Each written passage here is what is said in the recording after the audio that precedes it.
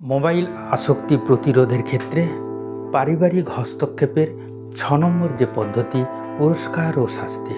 কিভাবে দেবেন পুরস্কার বা শাস্তি, চলুন আলোচনায় যাই।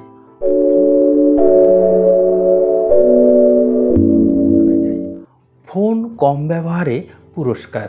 যদি দেখেন এই সপ্তাহে সে ফোনটা কম ব্যবহার করেছে, তাকে কিভাবে পুরস্কার দেবেন? হয়তো তাকে রেস্টুরেন্টে খেতে নিয়ে গেলেন, বললেন তুমি এই সপ্তাহে খুব কম ফোন ব্যবহার করেছো, চলো আমরা আজ রেস্টুরেন্টে খেতে যাই। ছেলেমেয়েরা নিশ্চয়ই পছন্দ করবে। আর কি করতে পারেন? প্রিয় জিনিস উপহার দিতে পারেন। তার প্রিয় হয়তো একটা টেডি বিয়ার হতে পারে, তার প্রিয় হয়তো একটা খেলনা হতে পারে, তার প্রিয় হয়তো একটা বই হতে পারে, অনেক কিছু তার প্রিয় জিনিস থাকতে পারে। একটা ছোট্ট উপহার দিন যে এই সপ্তাহে তুমি অনেক কম ফোন ব্যবহার করেছো, তার জন্য তোমার এটা উপহার। আর কি করতে পারেন? যে ছেলেমেয়েরা প্রায় দেখা যায় বিভিন্ন আত্মীয় বাড়ি যেতে পছন্দ করে, মামা বাড়ি, মাসি বাড়ি, পিসি বাড়ি। যদি দেখা যায় যে এই মাসে সে হয়তো কম ফোন ব্যবহার করেছে, তাকে নিয়ে চলুন একটা আত্মীয় বাড়ি ঘুরিয়ে নিয়ে আসুন। আপনার ছেলে মেয়েকে কিছু না কিছু জিনিস দিতে হয়, একটা পোশাকও দিতে হয়। সে যেন বুঝে নেয় এই পোশাকটা আমি এমনি এমনি পাচ্ছি না, আমি মোবাইল কম ব্যবহার করছি, সেই জন্য আজকে আমি পোশাকটা পেলাম। তাকে আর্ন করতে দিন। সে কোনো জিনিস আপনার কাছ থেকেই সহজে যেন না পেয়ে যায়। আপনাকে তো দিতে যখন হচ্ছেই, তাকে আপনি পুরস্কার হিসাবে দিন।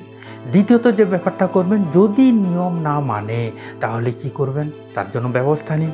যে ফোনের ব্যবহার কমিয়ে দিন, তার হাতে ফোন আর দেবেন না। আর যেটা করবেন, প্রত্যেকের ফোন লুকিয়ে ফেলুন।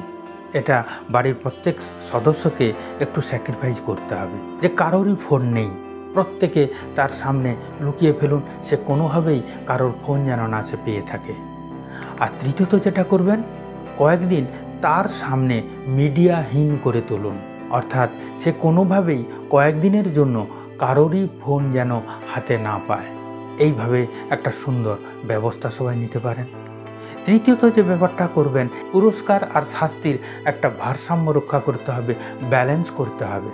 শাস্তিটা এমন একটা জায়গা না যায় যেটা ক্ষতিকারক হতে পারে, আবার পুরস্কারটা এমন একটা জায়গা না যায় সেটা সন্তানের ক্ষেত্রে লোভনীয় হতে পারে।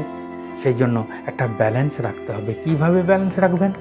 প্রথমত, তুলনা নয়, প্রশংসা করুন। অনেক সময় আমরা বিভিন্ন বন্ধুদের সঙ্গে তুলনা করে থাকি। এই তুলনাটা ভুল করেও কোনো মা বাবা যেন না করে থাকে, বরং সুযোগ পেলেই তাকে প্রশংসা করুন। প্রতিদিন তাকে প্রশংসা করুন, প্রতি মুহূর্তে করুন। আজকে 15 মিনিটের জায়গায় 10 মিনিট সে ফোন ব্যবহার করলো, 5 মিনিট কম করলো, তার জন্য প্রশংসা করুন। এইভাবে প্রশংসা করার সুযোগ খুঁজতে থাকুন। শুধু সুখ নয়, দুঃখের মধ্যে থাকাও একটা জীবন, তাকে বুঝতে দিন। আমরা অনেক সময় ছেলেমেয়েদের দুঃখ থেকে দূরে সরিয়ে রাখি, না, তাকেও সামিল করুন। যে এই যে ফোন না পাওয়াটার দুঃখ আপনিও পাচ্ছেন, সেও পাচ্ছে, এই অনুভবটা তাকে করতে দিন। যে তার কষ্টে বা তার দুঃখে আপনিও দুঃখী, এই ব্যাপারটা তাকে বুঝতে দিন। আপনারা অবশ্যই চ্যানেলটিকে সাবস্ক্রাইব করে রাখবেন। আর যদি মনে হয় কারো উপকারে লাগবে বা কারোর যদি ছেলেমেয়ের এই সমস্যা থাকে, তাকে শেয়ার করে দেবেন।